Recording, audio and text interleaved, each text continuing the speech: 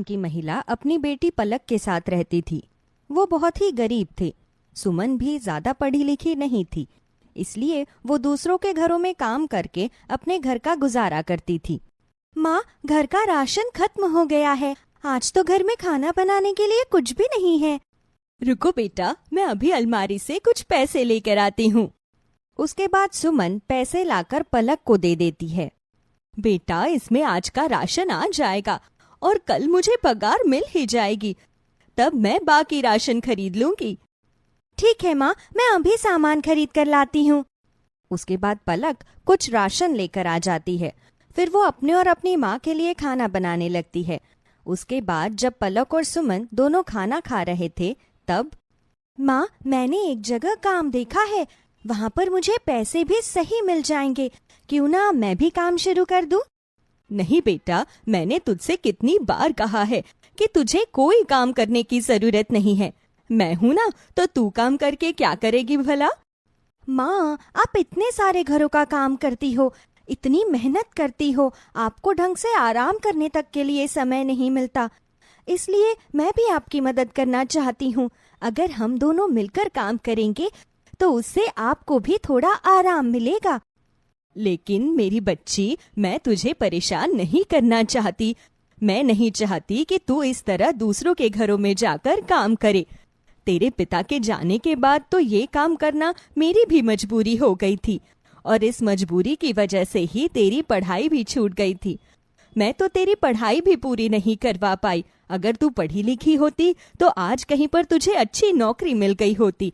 सब मेरा ही दोष है, मैं तेरी पढ़ाई भी पूरी नहीं करवा सकी। नहीं माँ, आप ऐसा मत कहो। आपने मेरे लिए बहुत मेहनत की है और मेरे लिए इतना कुछ किया। बल्कि अब तो मेरी बारी है कि मैं आपकी कुछ मदद करूं, इसलिए मुझे काम करने दो। लेकिन बेटा, मैं काम कर तो रही हूँ, इसलिए तुम्हें ज्यादा परेशान होने की जरूरत नहीं है। तुम तो बस अपना आराम से घर पर रहो और आराम करो। वैसे भी अब तो तेरी शादी की उम्र हो गई है। कुछ समय बाद तेरी शादी हो जाएगी और वहां जाकर तुझे काम ही तो करना है। साथ ही तेरे ऊपर बहुत सी जिम्मेदारियां भी आ जाएगी। लेकिन माँ। अच्छा चल, अब मैं चलती हूँ, अपना ध्यान रखना। सुमन पलक की बात पूरी सुने बिना वहां से चली जाती है। सुमन अपनी बेटी पलक को काम करवाकर परेशान नहीं करवाना चाहती थी, बल्कि अब तो सुमन पलक के लिए एक अच्छा सा रिश्ता ढूंढ रही थी। लेकिन रिश्ता ढूंढने में सुमन को बहुत परेशानियों का सामना करना पड़ रहा था। फिर एक दिन सुमन की सहेली विमला उसके घर आती है। अरे सुमन बहन, कहाँ हो? अरे आओ विमला बहन, आओ। पलक बेटा, जरा 2 ग्लास पानी लाना तो। सुमन वहीं से पलक को आवाज लगाती है। उसके बाद पलक पानी लेकर आती है। नमस्ते काकी। अरे नमस्ते बिटिया, कैसी हो? ठीक तो हो न तुम? हाँ काकी। बेटा जाओ, हमारे लिए 2 कप चाय बना लाओ। उसके बाद पलक किचन में जाकर चाय बनाने लगती है। वहीं दूसरी तरफ विमला बहन, उन लड़के वालों ने क्या कहा? अरे बहन। क्या उन्होंने भी रिश्ता कैंसिल कर दिया? नहीं, वो लोग इस रिश्ते के लिए मान गए हैं। क्या कहा? सच में? अरे हाँ बहन। शुक्र है। हाँ, और वो इसी रविवार पलक बिटिया को देखने आ रहे हैं। अच्छा, फिर तो मुझे बहुत सी तैयारियां करनी होगी। हाँ बहन, चिंता मत करो, भगवान ने चाहा तो इस बार बात पक्की हो ही जाएगी। हाँ, अगर हो जाए तो अच्छा ही होगा, वरना कितने रिश्ते कैंसिल हो चुके हैं। सबकी बहुत सी डिमांड रहती है, कोई गाड़ी मांगता है तो कोई कुछ और मांगता है। चिंता मत करो बहन, इस बार सब ठीक होगा। हालांकि हर कोई थोड़ा ज्यादा दहेज तो मांगता ही है, पर इनकी डिमांड बाकियों से कम है, इसलिए यहाँ पर बात बन सकती है। हाँ, तुमने बिल्कुल सही कहा। बाकी देखते हैं इस रविवार को क्या होता है। हाँ। उसके बाद विमला चाय पीकर वहां से चली जाती है और सुमन सारी बात पलक को बता देती है। इस रविवार वो सब लोग आएंगे। हमें अच्छे से घर की साफ सफाई करनी होगी और उनके लिए अलग अलग व्यंजन बनाने होंगे। माँ, इतना सब करने की क्या जरूरत है? वैसे भी हर कोई बाद में मना ही कर देता है। नहीं बेटा, शुभ शुभ बोल। इस बार देखना भगवान की कृपा होगी और यहाँ पर बात बन ही जाएगी। माँ, हर कोई मुंह फाड़ कर कितना दहेज मांगता है। अब हम इतना सब कुछ कहाँ से लाएंगे? दहेज मांगना तो गलत है ना माँ? ये तो बेटा इस दुनिया की रीत है, इसे तो निभाना ही पड़ता है। लेकिन माँ। हाँ बेटा, अच्छा तू ये सब छोड़, अभी जल्दी से सारा सामान ले आ, हमें अभी बहुत काम है। उसके बाद अगले 3 दिन तक सुमन और पलक मिलकर घर की अच्छे से साफ सफाई करती है और फिर रविवार को यश अपनी माँ के साथ पलक को देखने के लिए उनके घर पर आते हैं। देखिए बहन जी, हमें आपकी बेटी पसंद है और हमें इस रिश्ते से भी कोई दिक्कत नहीं है। जी। लेकिन क्या बहन जी? अगर लेन देन की बात पहले ही क्लियर हो जाए तो अच्छा होगा। वो क्या है ना कि बाद में दिक्कत नहीं होनी चाहिए। जी, लेकिन मैं आपको ज्यादा कुछ नहीं दे पाऊंगी। मेरे पास सिर्फ एक सोने की चेन, घर का थोड़ा बहुत सामान और कुछ रुपए ही है। अच्छा ठीक है, कोई बात नहीं, हमें भी ज्यादा कुछ नहीं चाहिए, हमारे लिए इतना ही काफी है। क्या सच में? अरे हाँ बिल्कुल, मेरा बेटा बहुत अच्छी नौकरी करता है, हमें कोई दिक्कत नहीं है। ये तो बहुत अच्छी बात है। फिर क्या हम रिश्ता पक्का समझे? हाँ हाँ बिल्कुल बहन जी, अब आप शादी की तैयारियां शुरू कीजिए। उसके बाद यश और सविता पलक से रिश्ता पक्का करके वहां से चले जाते हैं। देखो बेटा, मैंने कहा था ना, इस बार बात बन ही जाएगी। इनकी ज्यादा कुछ डिमांड भी नहीं है। हमें जैसा रिश्ता चाहिए था बिल्कुल वैसा ही रिश्ता मिल गया। हाँ माँ, लेकिन तुमने इतनी मेहनत से पैसे जोड़े थे। तुम अगर सब मेरी शादी में लगा दोगी तो तुम भला अपना गुजारा कैसे करोगी? और मेरे जाने के बाद तो तुम वैसे भी अकेली हो जाओगी। तुम्हें अपने पास भी कुछ रख लेना चाहिए। बेटा, तू मेरी चिंता मत कर, मैं सब संभाल लूंगी। तेरा एक अच्छे से घर में रिश्ता हो जाए, इस बात से अब मैं बहुत खुश हूँ। मुझे अब और कुछ नहीं चाहिए। उसके कुछ समय बाद यश और पलक की शादी हो जाती है। कुछ दिन तक तो सब कुछ ठीक चलता है, लेकिन फिर। माँ जी, मुझे बहुत दिन हो गए हैं, क्या मैं अपनी माँ से मिलने जा सकती हूँ? हाँ हाँ बहू, जरूर जा। ठीक है माँ जी। लेकिन बहू एक बात और सुन ले, अगर वहाँ जा रही है तो कुछ रुपए जरूर लेकर आइयो। लेकिन माँ जी, क्यों?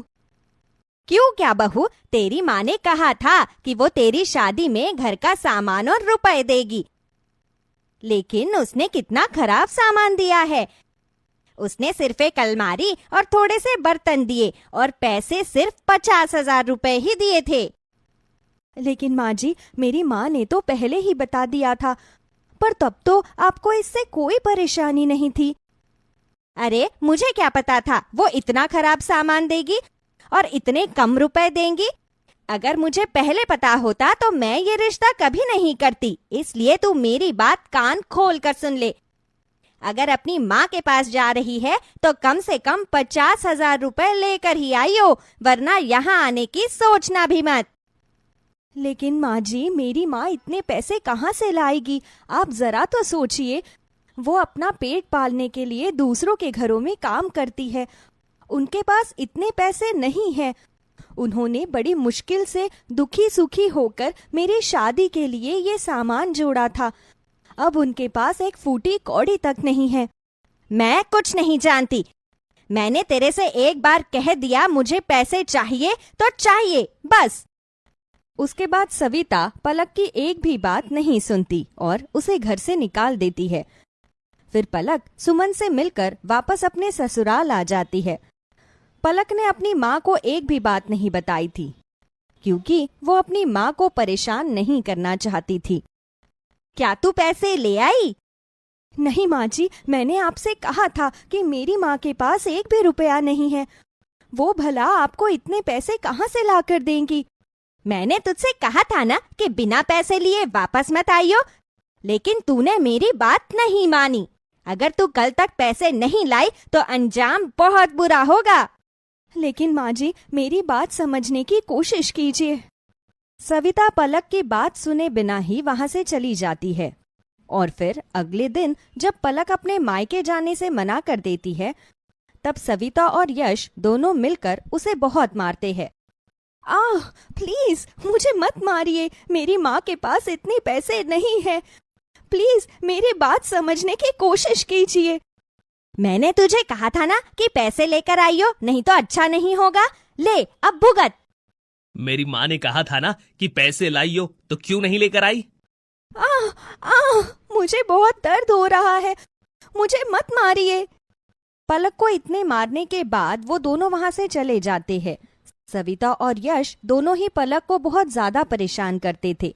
वो पूरा दिन उससे घर का काम करवाते और उसे खाने को कुछ भी नहीं देते थे।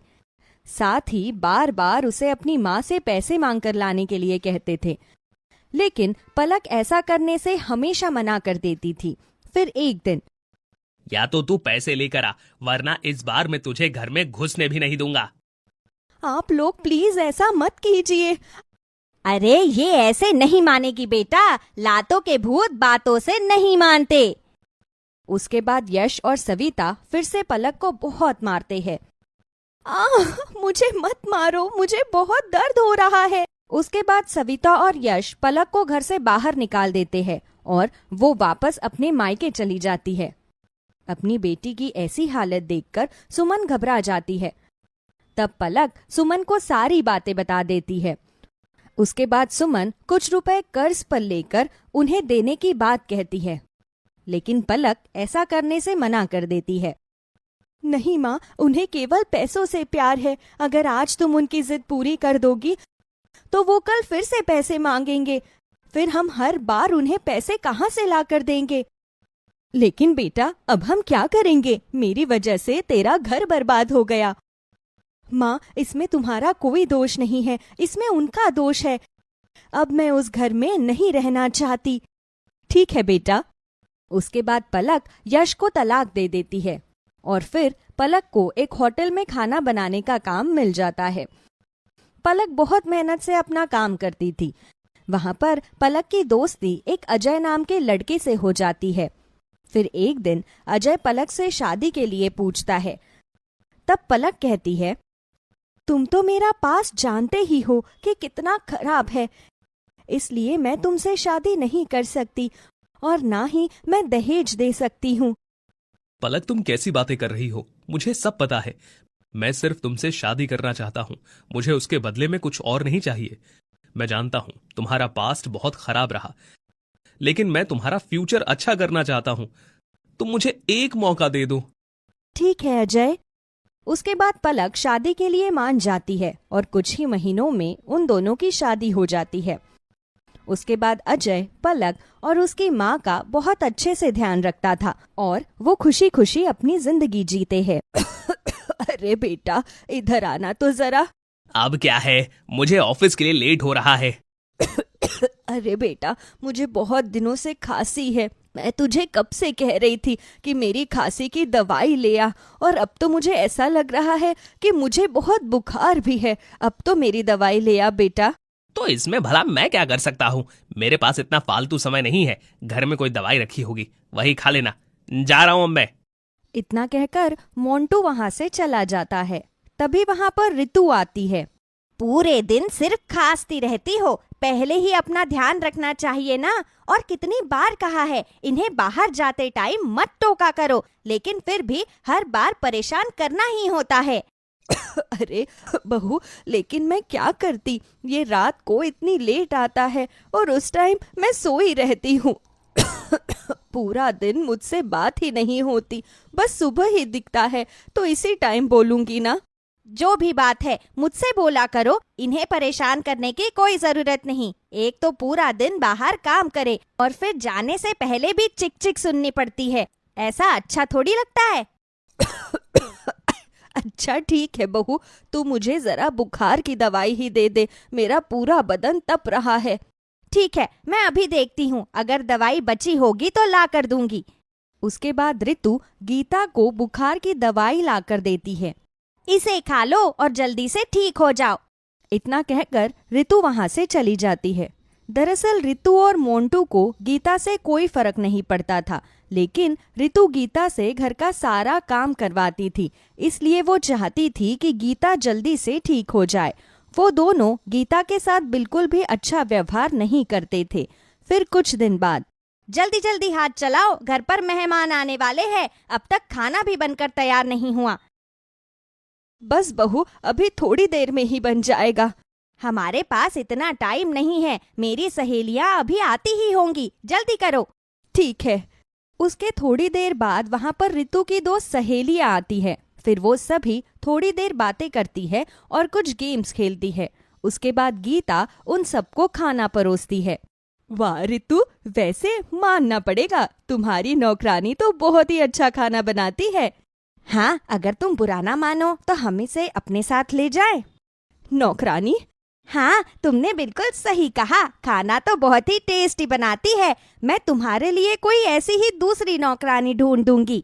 लेकिन रितु गीता की बातों को बीच में काटते हुए बोलती है, अब तुम यहाँ से जा सकती हो और बाकी काम बाद में करना। ठीक है। इतना कहकर गीता अपने कमरे में चली जाती है और वहां पर बैठकर रोने लगती है। हे भगवान, आखिर मेरे साथ ऐसा क्यों हो रहा है? मेरे ही बहू बेटे मेरी जरा से भी इज्जत नहीं करते। उन्होंने तो मुझे बस इस घर की नौकरानी समझा हुआ है। इससे अच्छा होता कि तू मुझे ही उठा लेता। रितु ने गीता की इस तरह बहुत बेइज्जती की, जिसकी वजह से गीता को बहुत बुरा लग रहा था। और वहीं दूसरी तरफ वो अपनी सहेलियों के साथ बिना किसी गिल्ट के मजे से बातें कर रही थी। उसकी थोड़ी देर बाद जब रितु की सहेलियां वापस चली जाती है, तब अब आप घर का सारा काम निपटा सकती हो। मेरी सहेलियां भी चली गई है और जरा जल्दी जल्दी हाथ चलाना, फिर रात का खाना भी बनाना है अभी। बहू, मेरी एक बात सुन जरा तू। जिस तरह आज तूने अपनी सहेलियों के सामने मेरी बेइज्जती की है, वो तूने बहुत गलत किया। तुझे ऐसा नहीं करना चाहिए था। कल को तुझे भी ऐसा अंजाम भुगतना पड़ सकता है। देखो, मुझे ज्यादा ज्ञान देने की कोई जरूरत नहीं। मुझे सब पता है कि मैं क्या कर रही हूँ और क्या नहीं, इसलिए चुपचाप अपने काम पर ध्यान दो। और मैं बहुत ज्यादा थक भी गई हूँ, इसलिए मुझे अब थोड़ी देर रेस्ट करने दो। इतना कहकर रितु वहां से चली जाती है और अपने कमरे में जाकर आराम से सो जाती है। उसके बाद गीता रसोई में इतने सारे बर्तनों का ढेर साफ करती है और फिर रात के खाने की तैयारी भी करती है। फिर शाम को जब मोंटू घर वापस आता है तो गीता उसे सारी बातें बताती है। अरे माँ, रितु ने भला क्या ही गलत कहा? इसका मतलब सारी गलती मेरी है? तेरी बीवी ने मेरी इतनी बेइज्जती की, उसमें उसका कोई कसूर नहीं। देखो माँ, मैं पूरे दिन ऑफिस में काम करके आता हूँ और घर आते ही मुझे ये सब चिकचिकबाजी बिल्कुल भी पसंद नहीं। इसीलिए अब तुम भी आराम से सो जाओ और मुझे भी चैन से सोने दो। इतना कहकर मोंटू अपने कमरे में चला जाता है। तब अब मिल गई शांति इनका मूड खराब करके। मैंने कितनी बार समझाया है कि ये पूरे दिन बाहर इतनी मेहनत करके आते हैं और घर आते ही इनके साथ टोका टोकी मत किया करो, लेकिन आपको तो बात समझ में ही नहीं आती। उसके बाद रितु भी गीता को सुनाकर वहां से चली जाती है। फिर गीता बहुत ज्यादा रोने लगती है। सब मेरी ही गलती है, जरूर मैंने ही कोई पाप किए होंगे जो मुझे ऐसी सजा मिल रही है। गीता बेचारी अपनी बहू और बेटे के ऐसे व्यवहार को झेल रही थी, लेकिन उसकी अंतरात्मा बहुत रोती थी। एक दिन गीता अपनी माँ को फोन करती है। कैसी है मेरी बच्ची, तू ठीक तो है ना? वहाँ पर सब तेरा अच्छे से ख्याल तो रखते हैं ना? अपनी माँ की ऐसी बातें सुनकर गीता का गला भर आता है। माँ, माँ, क्या बात है बेटा, तू इतना फूट फूट कर क्यों रो रही है? बस माँ, मैं तुम्हें क्या बताऊं, मुझे तुम्हारी बहुत याद आ रही थी, बस इसीलिए मेरी आंखों में आंसू आ गए। कोई बात नहीं बेटा, तू चिंता मत कर, मैं कल ही तेरे भाई को तुझे लेने के लिए भेज दूंगी। आज वो और बहू किसी काम से बाहर गए हैं, बस आते ही होंगे। कोई बात नहीं माँ, भैया को बिना वजह परेशान करने की कोई जरूरत नहीं है, मैं कुछ दिन बाद भी आ सकती हूँ। ठीक है मेरी बच्ची, अपना ख्याल रखना और मुझसे मिलने जरूर आना। हाँ माँ, मैं जरूर आऊंगी। इस तरह कुछ महीने बीत जाते हैं। फिर एक दिन गीता को एक दुखद समाचार मिलता है। वो घबराती हुई मोंटू से कहती है, बेटा मुझे अपने मामा के घर ले चल। देखो माँ, मैंने तुमसे कितनी बार कहा है, मेरे पास इतना फालतू समय नहीं है। अगर तुम्हें जाना है तो तुम अकेले जाओ। बेटा ऐसे समय में तो हमें जरूर जाना चाहिए। क्या तू मेरा एक भी काम नहीं कर सकता? मैंने एक बार कहा ना, मैं कहीं नहीं जाऊंगा। दरअसल गीता के भैया और भाभी की एक कार एक्सीडेंट में मौत हो जाती है। मोंटू गीता को अपने साथ नहीं ले जाता, इसलिए गीता उस समय नहीं जा पाती। लेकिन फिर कुछ दिन बाद गीता जब अपनी माँ से फोन पर बात करती है, तब उसे पता चलता है कि कमला का पोता और उसकी पत्नी उसके साथ बिल्कुल भी अच्छा व्यवहार नहीं कर रहे और उसे घर से निकालने की बात कर रहे हैं। तब गीता अकेले ही अपनी माँ से मिलने जाती है। माँ तुम कैसी हो? तुम ठीक तो हो ना? हाँ बेटा, लेकिन तेरे भाई भाभी के जाने के बाद सब बदल गया। ये लोग मुझे अपने घर में रखना ही नहीं चाहते। तुम रुको माँ, मैं इनसे बात करती हूँ। तब गीता रमेश और पलक को बुलाती है। तुम्हें इनके साथ ऐसा नहीं करना चाहिए, ये तुम्हारी दादी है। ये भला इस उम्र में कहाँ जाएंगी? देखिए, अगर आपको इतनी ही चिंता हो रही है तो आप इन्हें अपने साथ ले जाइए। यहाँ पर बिना वजह आकर हमें शिक्षा देने की जरूरत नहीं है। हाँ बिल्कुल सही कहा, हमारे बस की नहीं है इनका ख्याल रखना। इतना ही है तो आप इन्हें अपने साथ ही ले जाइए। देखो तुम दोनों ऐसा नहीं कर सकते, इस घर पर उनका भी अधिकार है। हम जो चाहे वो कर सकते हैं और हम अभी इस वक्त इन्हें घर से निकाल रहे हैं। तुम्हें निकालने की कोई जरूरत नहीं है। मेरी माँ अब 1 मिनट भी इस घर में नहीं रुकेगी। मैं अभी के अभी अपने माँ को अपने साथ लेकर जा रही हूँ। हाँ हाँ ठीक है। उसके बाद गीता कमला को लेकर अपने घर आ जाती है। तब वहाँ पर कितने दिन हो गए, अब नानी अपने घर वापस कब आएंगी? बेटा ये यहाँ पर हमारे साथ ही रहेंगी। लेकिन क्यों? बेटा क्योंकि उन्होंने तुम्हारी नानी को घर से बाहर निकाल दिया।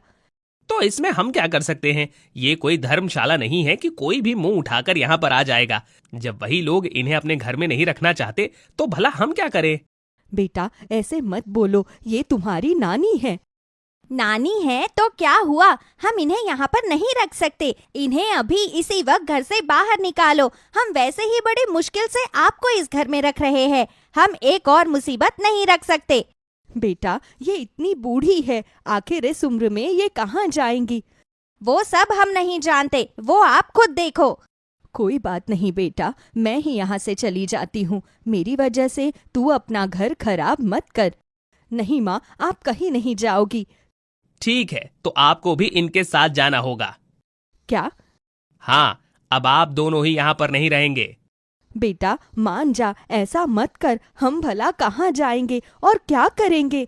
हमें नहीं पता। उसके बाद गीता उन दोनों को समझाने की कोशिश करती है, लेकिन वो उसकी बात नहीं समझते। फिर आखिर में मोंटू और रितु गीता और कमला दोनों को ही घर से बाहर निकाल देते हैं। फिर गीता और कमला चलते चलते काफी दूर पहुंच जाते हैं और एक पेड़ के नीचे बैठकर रोने लगते हैं। अब हम भला क्या करेंगे? बेटा मुझे माफ कर दे, मेरी वजह से तेरी ऐसी हालत हुई। नहीं माँ, इसमें तुम्हारा कोई दोष नहीं है। तुम्हें नहीं पता, पहले से ही मेरी हालत बहुत बदतर थी। जब गीता और कमला उस पेड़ के नीचे बैठकर रो रहे थे, तभी वहां पर गीता की बेटी रिंकी उन दोनों को देख लेती है। माँ, नानी, आप दोनों यहाँ पर क्या कर रही हो? अरे बेटा तुम। उसके बाद गीता रिंकी को सारी बातें बता देती है और फिर रिंकी गीता और कमला को अपने साथ अपने ससुराल ले जाती है। वहां पर रिंकी और रिंकी के पति यश गीता और कमला की खूब सेवा पानी करते हैं और उन्हें बहुत ही आदर सम्मान के साथ रखते हैं। एक दिन, बेटा मैंने तुझे घर से निकाल दिया था और तूने ही आखिर में हमारी इतनी सेवा पानी की। मुझे माफ कर दे बेटा। कोई बात नहीं माँ, आप मुझसे माफी मत मांगिए। आपने जो भी किया सही किया था। दरअसल रिंकी ने बहुत साल पहले गीता की मर्जी के खिलाफ लव मैरिज की थी और उस दिन से गीता ने रिंकी से सारे रिश्ते नाते तोड़ दिए थे। लेकिन आखिर में गीता की बेटी रिंकी ही उसका साथ देती है और उस दिन के बाद से रिंकी और उसका पति यश गीता और कमला को अपने साथ रखते हैं। वो दोनों उनका बहुत अच्छे से ख्याल रखते थे और कभी भी किसी भी चीज की कोई परेशानी नहीं होने देते थे। इस तरह वो सभी मिलकर खुशी खुशी रहते हैं। अरुणा पेंशन ऑफिस के बाहर अपनी बारी का इंतजार कर रही थी। सरकार द्वारा चलाई गई एक स्कीम में 50 साल से ऊपर की महिलाओं के लिए 2000 महीने की स्कीम चालू की गई और ये बात जैसे ही अरुणा के बेटे को पता चली, उसने तुरंत ही अपनी माँ से कहा, माँ, सरकार ये स्कीम आप लोगों के फायदे के लिए ही तो चलाती है। 2000 रुपए महीना कम तो नहीं होते। अगर साल का जोड़कर देखा जाए तो सीधे सीधे 24,000 रुपए होते हैं। पर बेटा, लाइन में लगना पड़ेगा, उसके लिए कितने सारे पेपर चाहिए, वो सब लगाने पड़ेंगे। तुम तो जानते ही हो मेरे घुटनों में कितना दर्द है। तभी महेश की पत्नी बोल पड़ती है, हाँ हाँ, हम लोग तो करोड़पति हैं, 2000 रुपए हमारे लिए मामूली सी बात है। अरे थोड़ा सा तो दिमाग लगाकर काम करो। 2000 रुपए आएंगे तो घर में राशन पानी भी आएगा, महेश के 2 पैसे बच जाएंगे जो बच्चों की पढ़ाई के काम में आ सकते हैं। हम मिडिल क्लास लोगों की जिंदगी में ये छोटी छोटी खुशियां आती हैं और आप चाहती हैं कि वो भी हमसे छिन जाए। बहू, मेरे कहने का मतलब ये नहीं था, बस मैं ये कह रही थी कि 2000 रुपए लेने के लिए मुझे बहुत देर वहां पर लाइन में लगना पड़ेगा। ना जाने कितने चक्कर काटने पड़ेंगे और तुम तो जानती हो मेरे घुटनों में दिन रात कितना दर्द रहता है। महेश बेटा, अगर तुम्हें लगता है कि मुझे ये पेंशन लेनी चाहिए तो मेरे साथ चलो ना। माँ, तुम तो जानती हो कि मेरी तो प्राइवेट नौकरी है, एक दिन की छुट्टी के भी पैसे कटे। सुनो नेहा, तुम माँ के साथ चली जाओ। ना भाई ना, मैं तो नहीं जा सकती। सुबह से लेकर रात तक इस घर के कामों में लगे रहती हूँ और घुटने इतने भी तो खराब नहीं है कि चल फिर नहीं सकती। अरे धीरे धीरे चली जाओ और पेंशन लेकर, यहाँ से है ही कितनी दूर, 1.5 किलोमीटर तो है ही, वापस आ जाओ। अरुणा समझ गई थी कि घर वालों को पेंशन चाहिए, लेकिन कोई भी उसकी मदद के लिए तैयार नहीं है। अगले दिन सुबह अरुणा महेश से पैसे मांगती है। माँ, यहाँ से वहाँ तक की दूरी कुछ भी नहीं है और ऑटो वाला 150 रुपए ले लेगा। बेटा, तू मुझे 100 रुपए दे दे, मैं रिक्शा करके चली जाऊंगी। ये लो माँ, मेरे पास सिर्फ 50 रुपए हैं। जब तुम्हारी पेंशन आ जाएगी तब किसी चीज की दिक्कत नहीं रहेगी, ठीक है? जहाँ भी तुम्हें जाना है तुम अपने पैसे खर्च करना और चली जाया करना। दुखी मन से अरुणा तैयार होकर पेंशन ऑफिस की तरफ चल देती है। तेज धूप और अपने घुटनों के दर्द से परेशान अरुणा बीच रास्ते में फुटपाथ पर बैठ जाती, फिर गहरी सांस लेती और आगे बढ़ जाती। जैसे तैसे करके वो पेंशन ऑफिस पहुंच जाती है। वहां पहुंचकर वो देखती है कि वहां तो बहुत लंबी लाइन लगी है। वो भी जाकर लाइन में खड़ी हो जाती है। घुटनों का दर्द इतना अधिक बढ़ चुका था कि वो अपने पीछे खड़े हुए आदमी से कहती है कि ये जगह मेरी है, मैं नंबर आने पर यहाँ लग जाऊंगी। और फिर वो वहीं पर नीचे जमीन पर बैठ जाती है। नंबर आने पर, अरे अम्मा, जितने कागज चाहिए वो तो पूरे ही नहीं है। तुम अपना आधार कार्ड तो लाई नहीं हो। अच्छा बेटा, मैं ले आऊंगी बेटा, लेकिन ये पेपर तो तुम लगा लो। नहीं नहीं अम्मा, सारे पेपर इकट्ठे लेकर आना। अब सामने से हटो, पीछे देखो कितनी लंबी लाइन है। आप लोगों का क्या है, घर में कोई काम धाम तो होता नहीं है? आकर ये लाइन में खड़े हो जाते हो। आपके घर वाले भी आप लोगों के साथ नहीं आते। ये सुनकर अरुणा थोड़ा कांप जाती है। वो कांपते हाथों से अपने सारे पेपर समेटने लगती है और फिर किसी तरह वो गिरते पड़ते घर तक पहुंच जाती है। आपको भी ना लगता है कि पैसा पेड़ पर नजर आता है। अरे 50 रुपए आज बेकार चले गए, अब कल फिर जाओगी 50 रुपए फिर से लेकर। इसमें मेरी कोई गलती नहीं है बहू, मैंने तो महेश से कहा था कि सारे पेपर दे दे। अब मैं इतनी पढ़ी लिखी तो हूँ नहीं। रहने दो, सबको पता होता है और आपको भी पता था कि आधार कार्ड आजकल हर जगह जरूरी है। अब लेकर जाना कल फिर से 50 रुपए। अगले दिन अरुणा सारे पेपर सुबह सुबह ही देख कर ले जाती है और पेंशन ऑफिस जाते ही उसका काम हो जाता है। अम्मा, अगले महीने से आपके बैंक में पैसे आ जाएंगे, वहाँ जाकर पैसे निकाल लेना, ठीक है? और फिर अरुणा भयानक गर्मी में धीरे धीरे पैदल चलते हुए घर आती है। उसके घुटनों का दर्द बहुत बढ़ जाता है। वो घर आते ही जैसे ही बिस्तर पर लेटती है। आज भी काम बना या नहीं? हाँ बहू, आज काम हो गया है। एक गिलास ठंडा पानी और शरबत मिलेगा? हाँ हाँ, अभी ठंडा पानी लेकर आती हूँ। शाम को महेश के आने के बाद नेहा महेश से बातें कर रही थी कि तभी अरुणा उनकी बातें सुन लेती है। अच्छा सुनो, माँ की पेंशन आ गई है, अगले महीने उनके साथ बैंक जाना। और हाँ सुनो, पैसे उनके हाथ पर मत रखना, सारे पैसे अपने पास ही रखना। उन्हें तो सिर्फ 2 रोटी खानी है, वो इस घर में उन्हें मिलती रहेगी। सोचो, अगर हम ये 2000 महीना बचाएंगे तो साल के 24,000 हो जाएंगे, और फिर मैं एक कमेटी डाल लूंगी। और अगर माँ ने पैसे नहीं दिए तो? क्यों नहीं देंगी भला? तुम कह देना कि तुम्हें इस महीने थोड़े पैसे की जरूरत है। सुनो, वैसे 2000 आने से भी घर में बहुत फर्क पड़ेगा, और 2000 का मैं महीने का राशन ला सकता हूँ ना? हाँ, ये भी ठीक रहेगा। और जो हमारी बचत होगी उससे हम एक बड़ी कमेटी डाल लेंगे। फिर तो मुझे हर महीने माँ के साथ जाना होगा। ओह, तो क्या हो गया इसमें? महीने में एक ही बार तो जाना है। अरुणा रसोई तक आती है और पानी ले जाकर अपने कमरे में बैठकर सोचने लगती है। समय के साथ सब कुछ कितना बदल जाता है। जिस औलाद के लिए हम भगवान से प्रार्थना करते हैं, सारी जिंदगी उनका साथ देते हैं, वो लोग बुढ़ापे में हमें ये एहसास क्यों कराते हैं कि हम उनके ऊपर बोझ बन गए हैं। और सरकार क्या समझती है कि इस तरह की पेंशन योजना निकालकर वो बड़े बूढ़ों की मदद कर रही है? बिल्कुल भी नहीं। मुझे तो लगता है जैसे गिद्ध के सामने खाना फेंका जा रहा है। बच्चे 4 पैसों के लिए माँ बाप को घंटों लाइन में खड़ा रखते हैं और फिर उनके पैसों को छीनने की कोशिश करते हैं। इससे तो अच्छा हो कि सरकार ऐसे लोगों के लिए आश्रम बना दे। अगले दिन सुबह, माँ, अगले महीने 2 या 3 तारीख तुम्हारी पेंशन आएगी, मुझे बता देना, मैं साथ चल पड़ूंगा, ठीक है? नहीं बेटा, इसकी जरूरत नहीं है।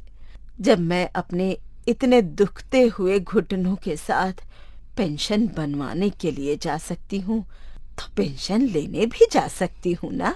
माँ, तुम तो जानती हो ना कि मुझे कितना काम रहता है। तो क्या जब पेंशन आनी शुरू हो जाएगी उस दिन काम नहीं रहेगा बेटा? अरुणा को बहस करते हुए देखकर नेहा का पारा आसमान छूने लगता है। ये देखो भाई, अभी तक पेंशन घर में आई नहीं है और इनके नखरे कितने बढ़ गए हैं। अरे, जताना क्या चाहती हो? आपके 2000 रुपयों से ही घर चलेगा क्या? अपना काम छोड़कर ये आपके बैंक जाएंगे आपके पैसे लेने के लिए। ये नहीं दिखाई दिया आपको? लालच की भी हद होती है। हाँ बहू, तुम बिल्कुल सही कह रही हो, लालच की भी हद होती है। पैसे आते ही तुम्हारे पति को इतना समय मिल जाएगा कि वो मुझे बैंक लेकर जा सकता है, लेकिन पेंशन बनवाते वक्त यही तुम्हारा पति मुझे 50 रुपए देने में भी रो रहा था। ऐसी बात नहीं है माँ, बस मेरे पास थोड़े पैसे कम थे। हाँ बेटा, क्यों नहीं, पैसे तो तेरे पास बहुत कम थे, तभी तो उस दिन शाम को तुम मिठाई का डब्बा लेकर आए थे, क्योंकि तुम्हारी पत्नी ने मंगाया था। हे भगवान, मैं नहीं जानती थी कि आप इतनी तेज हो। आपको मेरे मिठाई खाने पर भी एतराज है।